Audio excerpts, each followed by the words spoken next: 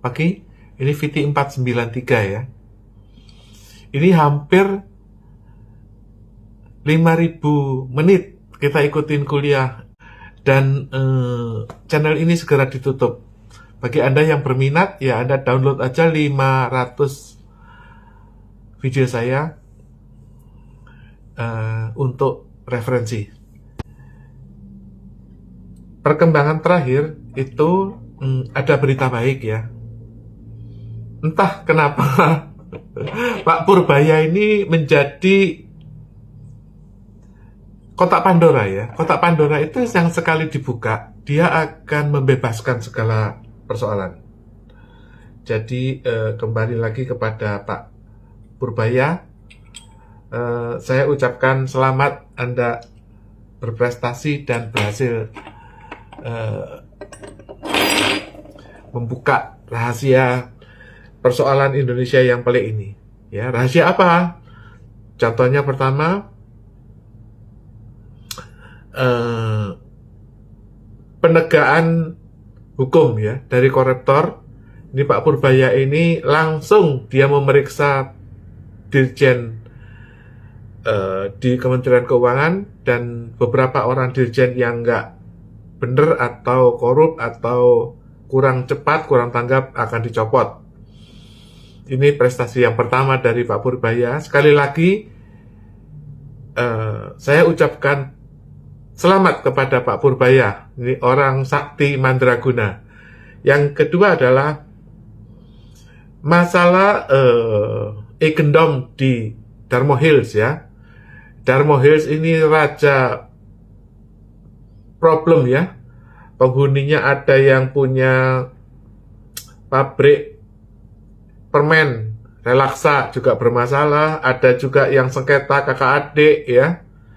Perusahaannya tutup, terus ada yang demo IPL dan sebagainya. Terakhir itu Darmo Hill itu 400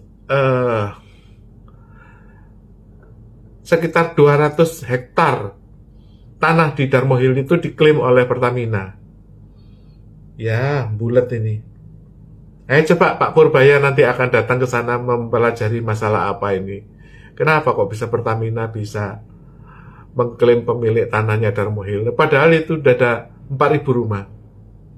Anda bayangin aja, orang-orang kaya itu semua bingung. Baru kali ini itu orang kaya yang nggak bisa ngurus surat, nggak bisa dijual, nggak bisa dibeli, nggak bisa dibuat waris, nggak bisa dirubah, nggak bisa di-upgrade dari HGB ke menjadi SHM, nggak bisa apa-apa, nggak bisa gerak. Ya, dikunci, diklaim oleh Pertamina. Itu persoalan pertama. Ya, persoalan kedua adalah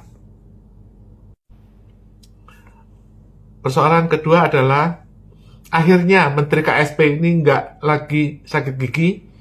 Sudah sembuh, Pak Kodari, selamat ya. Anda ini jagoan.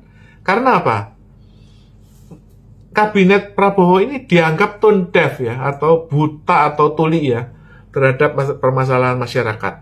Jadi nggak ada yang mengkoreksi menteri-menteri juga bingung mau ngapain, nggak terjadi komunikasi dan koordinasi, kayak orang bisu gitu loh. Nah ini Pak Kodari ini yang banci tampil ini ya, yang hebat, orang yang komunikatif, dan dia bisa memberitahu bahwa ya sekarang sudah mulai diperbaiki.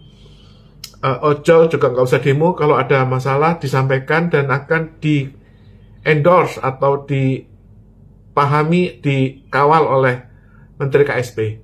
Sekali lagi Pak Kodari ini ya, ini cowboy nomor 2 ini setelah Pak Purbaya, hebat, itu udah bagus.